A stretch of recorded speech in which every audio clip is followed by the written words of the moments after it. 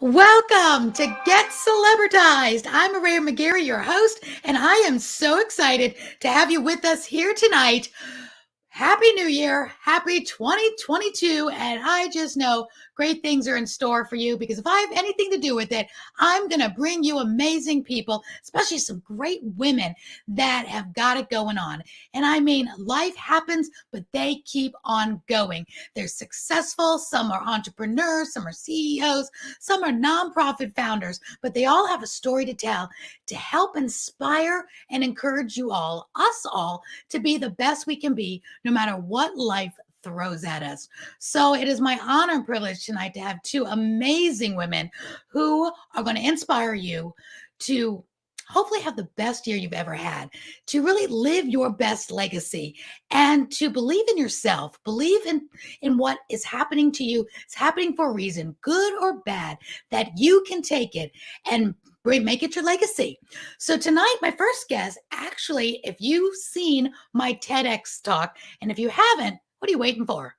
Go to YouTube, TEDx Aurea McGarry, and it's there. It's up. So go watch it because at the very end is a very powerful moment that I share because this woman I'm about to introduce you to is one of my heroes. And I'm going to let her tell you her story. You can see more about it, like I said, in my TEDx, but she's here today live in person to tell her story of tragedy to triumph. And without any further ado, I am bringing up a beautiful woman, a beautiful friend now, who's been at my Live Your Legacy Summit as a legacy honoree, Scarlett Lewis. Scarlett, welcome to Get Celebritized. Oh, thank you so much for having me. I am so glad you're here. You have no idea what an honor it is to have you here. Anybody that's around me, anybody that's within 3 feet of me, here's your story because I love to give women especially hope because life can get hard. These last couple of years were really hard. But to me, there is nothing worse than what has happened to you. And you have bounced back, not only just bounced back pretty quickly, I think, after what happened to you. You didn't wait years and years and go off in a hole, which we would have given you all carte blanche to do. You bounce back with your son and you're making the world a better place. And you're making our world a better place because of something that horrific happened to you. So I'm going to hand you the mic. Would you please tell the listeners and the viewers a little bit about your story and what happened several years ago to you and your family?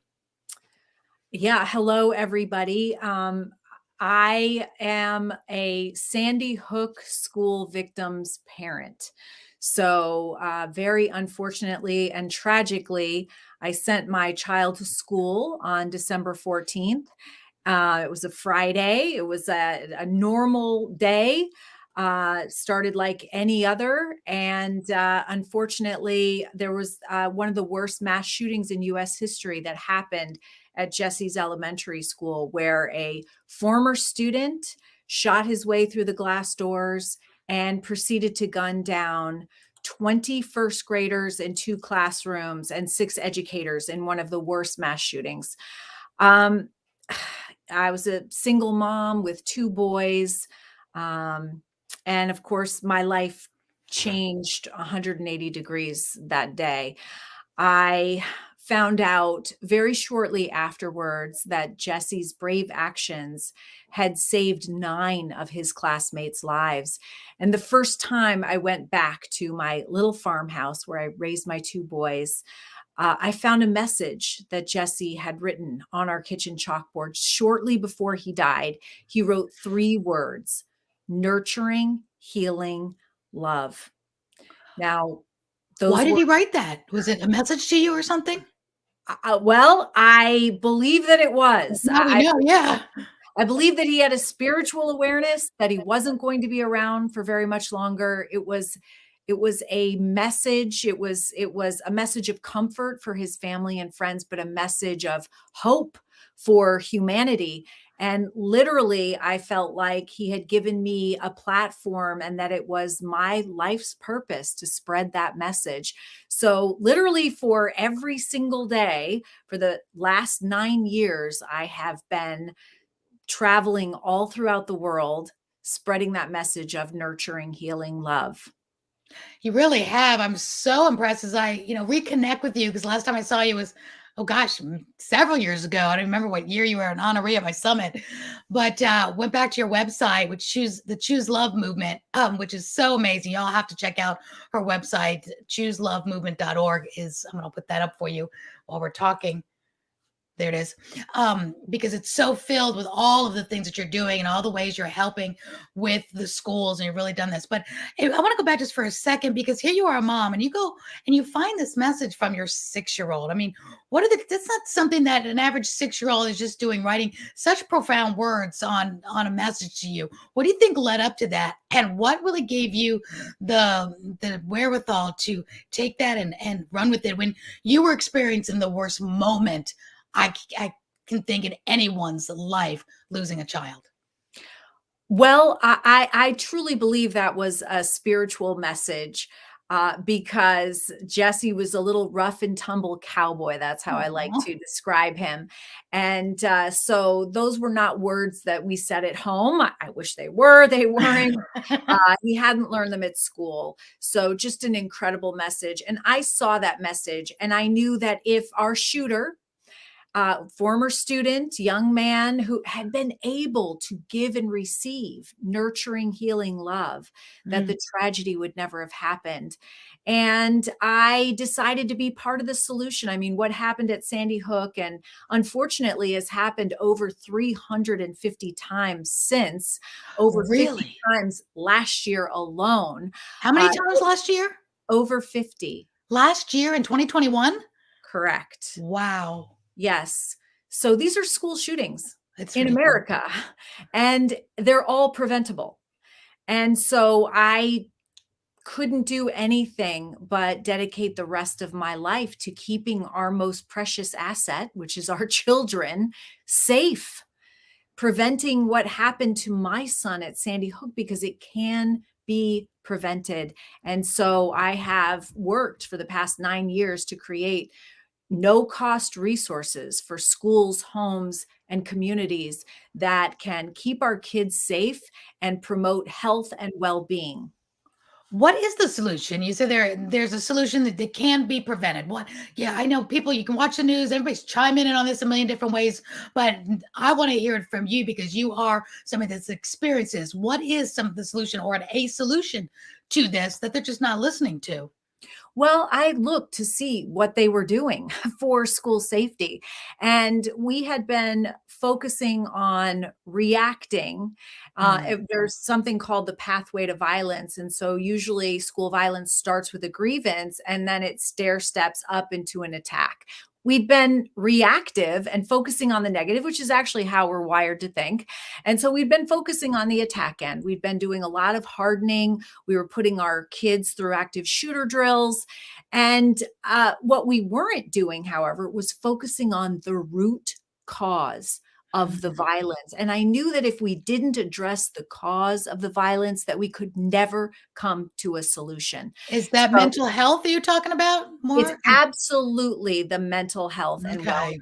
of our children. And there are actually essential life skills that are social and emotional in nature that we can teach, that have to be taught, actually. And I'm talking about how to have healthy and meaningful relationships, how to manage our emotions, how to learn from, grow through, and even be strengthened by difficulty, how to make responsible decisions, just to name a few. These are essential life skills that we need in every aspect of our lives. We're not born with them. We have to learn them. And it's not just about having them up here. We also have to practice them.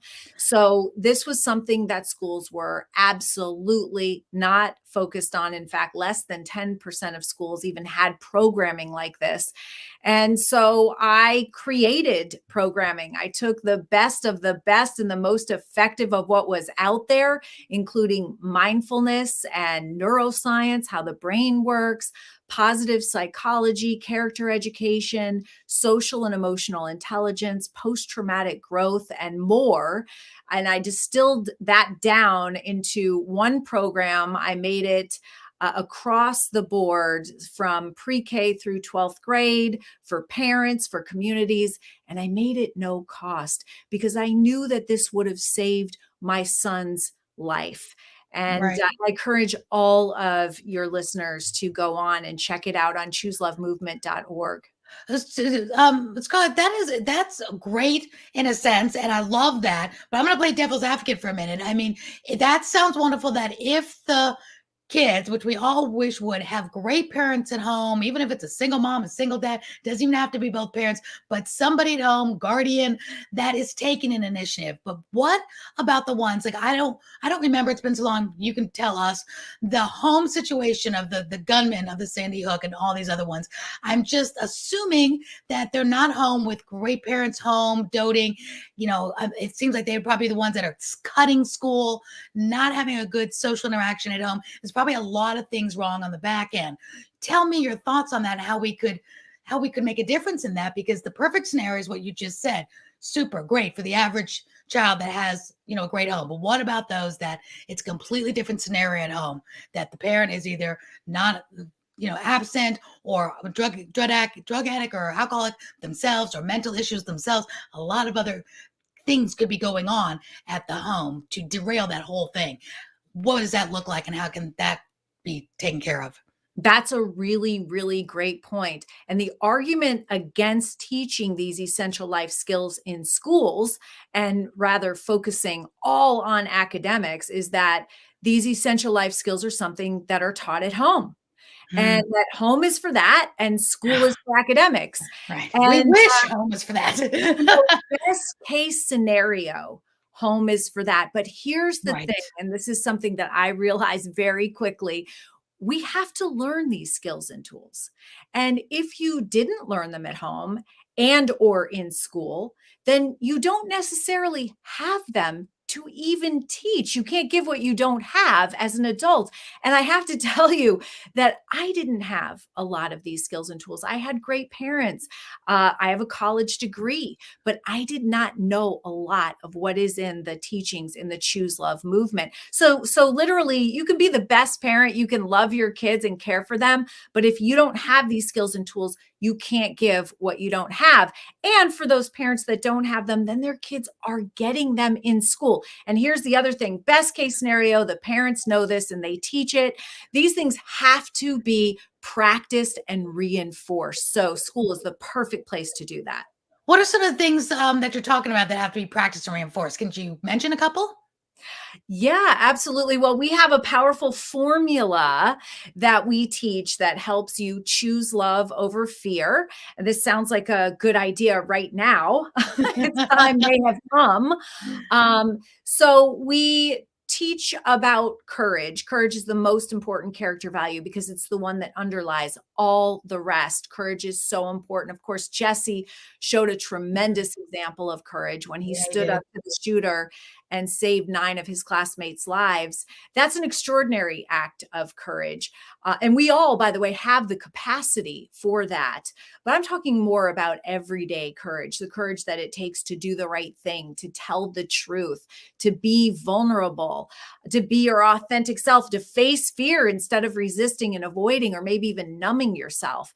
And we know through science that courage is like a muscle, that we have to practice it to strengthen it. So we do things to strengthen our courage. One of those things is coming to the present moment where life is happening right now. By the way, the majority of our time is not lived there. And that is the way to live your life with the fewest regrets, is being present with the ones that you love. And am very thankful that I did practice that.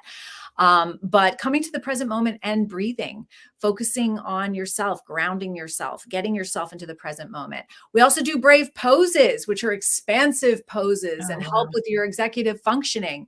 All of these things to expand your courage. And then we focus on gratitude. And here's a really kind of interesting tip. You have so many thoughts every single day, the majority of which we know through the latest neuroscience are negative and repetitive, and that's to keep us safe. It's not necessarily a bad thing, but and your listeners know that we all have those negative thoughts. Oh, yeah. And here's a little way of using gratitude. You will never forget this. You will use it for the rest of your life. out of the tens of thousands of thoughts that you have every day, you can only focus on one at a time.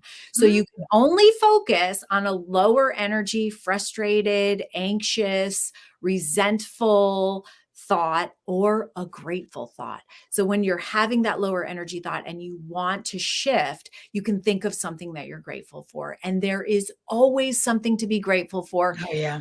It may take courage if things aren't going your way, but there is always something to be grateful for. And that literally neuroscientifically strengthens us to consider forgiveness.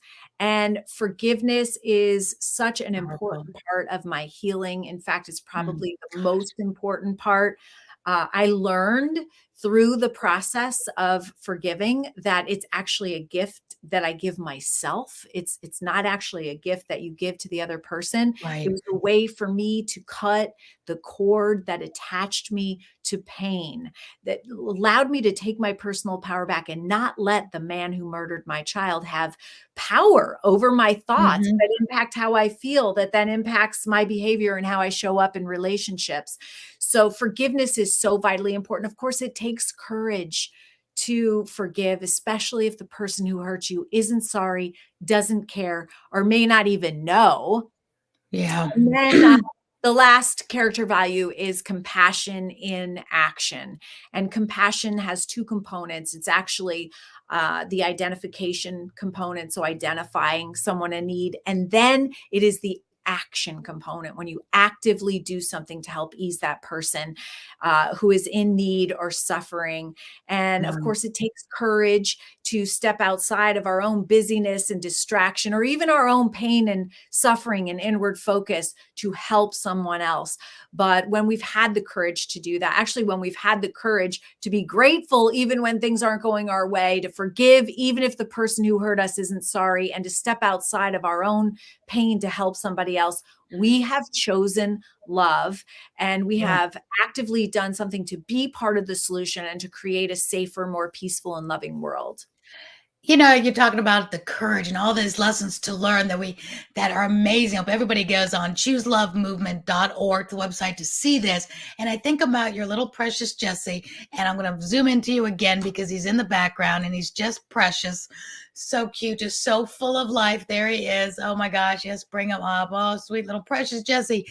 That little boy, that little 6-year-old, had more courage without having to be taught, without having to go through the step program. It was there and it came out. And I cannot imagine an adult, myself, anyone, that looks a gun in the eye and then in that moment turns around to save everybody else to run, and stares right at it and sacrifices his own life. And in my heart, if I give too much thought to that, I think about that gunman. I want to do some things with that gunman. And I think of you saying, if you can forgive the gunman, we all can. My dad was murdered by the mafia, but I was, 15 when it happened. My dad was an adult and whatever. It's different when it's a child and somebody that could do that to the most innocent in this world. It boggles my mind. And it's so easy to hate that person. Rightfully so, we should, right? But you have processed that, which is probably a show in itself to talk about how to get through that type of grief. But did you know the gunman, or is there anything particular that has made it doable? Because it sounds great in talking about that you've done it. Do you still struggle with it, or is it really you really have it now? Is there a tip you can give anybody that may have lost someone in a tragic way and they're having struggles with forgiving? Sometimes it might be forgiving God or forgiving the person because some people are mad because they lost loved ones to COVID and they're just mad at God, maybe, or maybe they're mad because, like us, we've had somebody that's been murdered. So can you walk us through a little bit of what that looks like and how you can help them? And I want to say it's so hard to lose a parent as well. That unconditional love is really, really hard. Um, you know, I I felt compassion actually for the shooter, and I know that that's hard to believe, but I knew that somebody that could do something so heinous. Hmm. Remember, he had just graduated from that school district himself. Did you know him? No, I Okay. did not. Okay. I have never crossed paths with him. But I knew that someone that could do something so heinous must have been in a tremendous amount of pain. Hmm. And actually, I learned Oh. things about him that made me realize that was true. He had special needs, and he had needs that were known but not met. He was constantly harassed and bullied. He was isolated and neglected. I could tell you a couple stories Wow. like, when he came to first grade and he had a backpack filled with birthday invitations that he and his mom had made. They gave them out and no one came to his party. One other time when he was in fifth grade, he wrote a story and he actually made copies of it and brought it to school with the intent to sell it. It was called The Book of Granny. And in this book, there was a witch that came to Sandy Hook Elementary School where he went to school. And she had a broomstick, and the broomstick opened into a semi automatic weapon and she murdered children. Oh my Now, God. that story was seen, it was taken, but there was no follow-up. And so, Wow. we have this expectation that kids are going to say, raise their hand and say, "Excuse me, I'm having thoughts of self-harm and harming others. Can you please get me professional help?" Right. But, they almost That always that was cry the raising of out for hands. help. Yeah, that was the cry for help right there. Yeah, there's almost always a cry for help. And if you put yourself in his shoes, and you were crying out for help and you were constantly ignored, you can understand how that would provoke anger. And of course, he had absolutely zero emotional intelligence. He didn't know how to identify his emotions, much less manage them. And so he simply couldn't. And it turned into rage. And I think that he thought, if you're not going to pay attention to me, you're going to pay attention to me now. And we did. And Right. Oh my so, gosh. All the we way. need to learn from that and we need to do something different. Clearly, what we're doing isn't working. And we really need to address the root cause of that so And is that we that what you do with your movement too? Do you help early, I would say early detection or to get help? Because those signs, as we've seen in the last 10 years, I think people have been talking about it. I only know it superficially from news, hands-on because you're in it. Do you feel that it's changed at all? That people are more hyper aware if a child comes to school and writes something that could be, showing any kind of signs of distress? Are they better now? Obviously, I'm thinking not, because if we had 50 more shootings last year, how good have we gotten at this? And what are you all doing to help? And how can we help you help this situation? Well, unfortunately, in Oxford, Michigan, a shooting that just happened where 4 kids lost their lives. That was an incident too of that young shooter drawing a gun and writing down, "Help me. I'm having, thoughts of blood is everywhere." And unfortunately, he wasn't given the help that he needed at the time, and there were dire consequences. So yeah, absolutely, everyone can get involved. It makes you feel good actually to do something that is part of the solution. I just invite everyone to go on the chooselovemovement.org. There's really something for everyone. You can register. We have a book club, we have podcasts, but we have so many resources for educators. We've got resources for pregnant women. We have resources for infant toddlers and daycare providers and new moms. Mhm. Pre-K through 12th grade, we've got resources for school counselors and for parents, grandparents. Get on there and check out what the parents have. And then also for communities. So I think it's really such an important time now in our country and in our lives and in our history for us to focus on uniting in something that we all have in common. There is something that is an immutable force in every single one of our lives. We all want and need it, and that is love. Love Amen. is connection and healthy relationships. And the thing is, we are not born with the skills and tools to have that actually, or to manage our emotions, or to make responsible decisions. It's so interesting. We have to learn this, and it's not hard to learn, and it's not hard to teach. And so that's all of the resources are on our website, and they're all no cost. So I just encourage everyone to go on and talk about it, because it's a movement. It has spread to over 10,500 schools in every state by word of mouth. We're also in 150 countries. So please talk about it. Share it on social media. Let's get the word out. Well, I love that too. Speaking of which, being, spreading the word and getting it out there, it kind of reminds me of what we did after 9/11, where it's, see something, say something. That if we're all hyper aware, if our children are aware but not scared, but, we have conversations, those of us that are parents at home that were active and the grandparents, we all just keep this dialogue going. Then the ones that don't have the resources, that don't have the loving homes, that have the problems, we'll be able to spot it, I guess, because we're just should be more hyper aware of what could go awry at any moment without living in fear, just being that awareness. Love that. So on that note, can people invite you to come to their school? I know things are different now with, COVID and all that, but moving forward, people will listen to this podcast, years down the road. Do you go in person to schools, or do they start their own movement in their own schools? Yeah, that's a great question. I do want to just back up for 1 minute and say that we want to focus on proactively preventing what happens. And so we want to start in the beginning so that we can cultivate kids that can choose love in any situation, circumstance, or interaction, so that we don't have to resort to the see something, say something programs. But they're important. They're in schools now. They're not enough.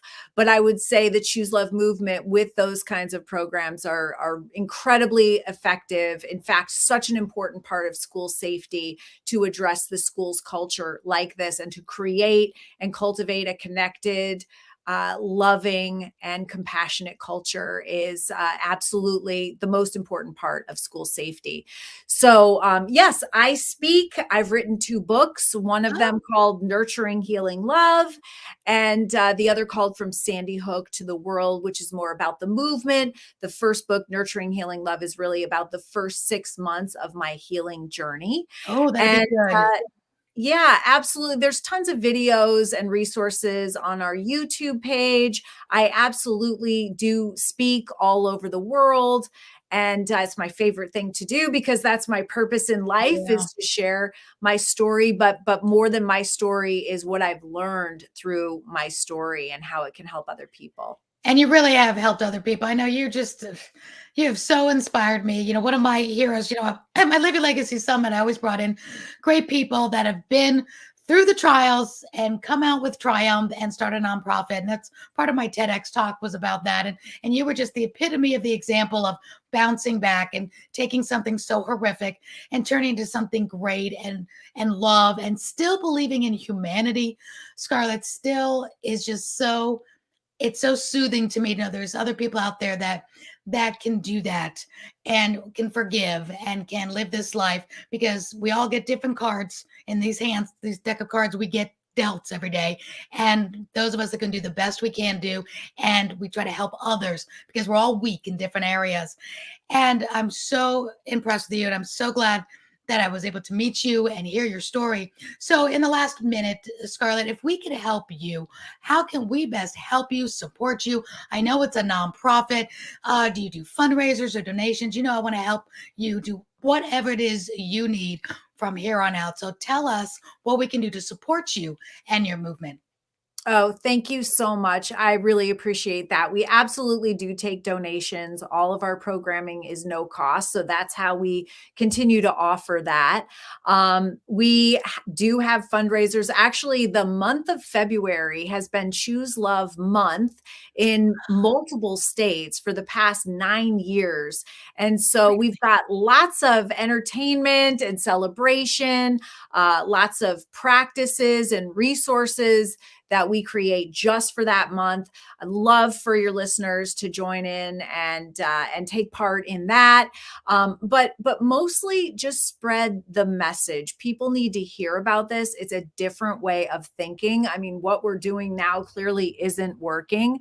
And this Oh, is a different way of thinking. This is a proactive, preventative way. We address the root cause of a lot of suffering. And it's not just about school shootings, it's actually about mental health, it's yeah. about substance abuse, it's about a lot of issues, including anxiety and depression and suicide. This addresses the root cause of all of that. And when you address the cause, you can prevent these terrible things from even happening.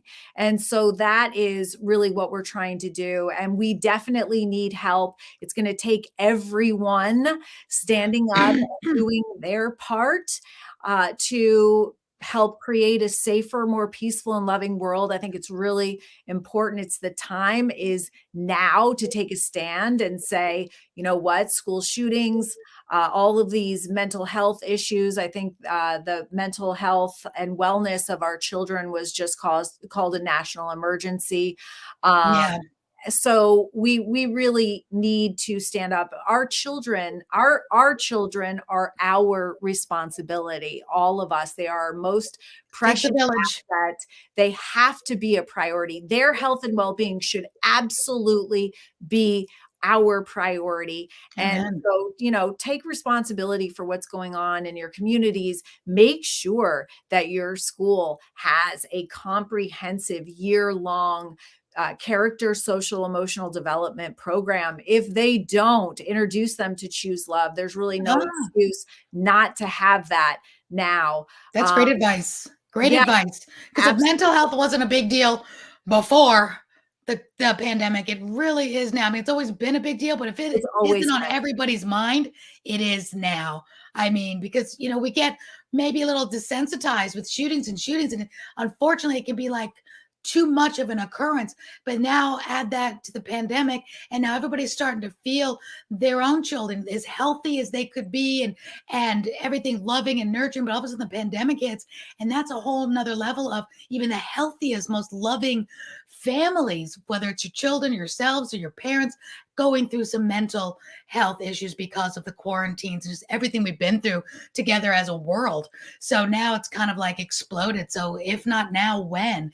And this is the perfect timing when this perfect storm has hit. I feel that we were there. We did have this mental health issue. Nobody seemed to be addressing it.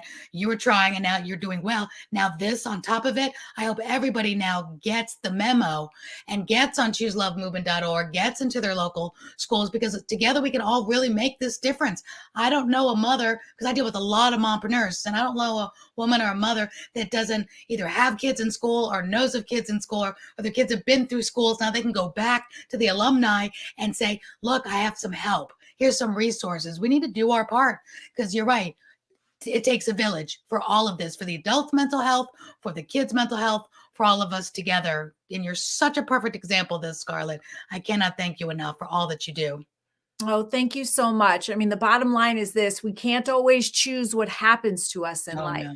but we can take our personal power back in how we choose to respond. And I'm reminding everybody of the formula that can help you do that. It's how I live my life every single day. It's courage plus gratitude plus forgiveness plus compassion and action. You can actually do them in that order, and it flows and it gives you your personal power back. Remember that it is a choice. Scarlett, well said. Love is a choice. Forgiveness is a choice. Courage, gratitude, all choices. And we can Mhm. all choose those today. Scarlett, thank you so much for being my very special guest tonight on this show. I absolutely adore you. You have Thank given you. words of wisdom to so many and hope. So I hope today you all choose love, choose gratitude, choose to make a difference. And I hope everyone will get into a school near them right now, whether you have kids or not, whether you're a grandparent, a parent, a teenager, get into some schools today and introduce them to chooselovemovement.org and see what kind of rapid fire you can start for the good of the world. There's enough bad going on real fast. How about counteracting it with some really good this time? Scarlett, thank you so much. Thank you. Thank you. Love you. Love you too.